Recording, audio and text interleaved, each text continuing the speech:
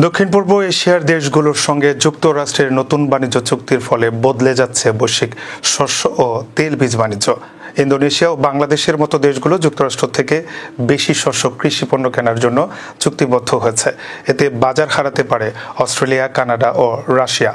বাংলাদেশ ইতিমধ্যে 2,20,000 টন মার্কিন গম আমদানির অনুমোদন দিয়েছে।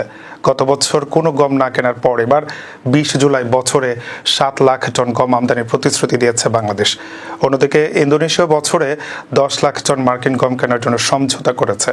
বিশেষজ্ঞরা বলছেন, কম দামের কারণে মার্কিন গম, ভুট্টা ও সয়া মিল এশিয়ায় দ্রুত বাজার দখল করছে।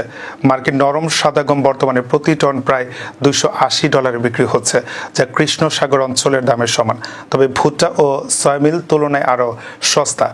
এশিয়া প্রধান খাদ্য আমদানিকারক অঞ্চল হয় যুক্তরাষ্ট্রের এই প্রভাব প্রতিদ্বন্দ্বী দেশগুলোকে দাম কমাতে বাধ্য করবে। বিশ্লেষকরা মনে করছেন, এতে অস্ট্রেলিয়া ও রাশিয়ার মতো সরবরাহকারীরা বড় ক্ষতির মুখে পড়তে পারে।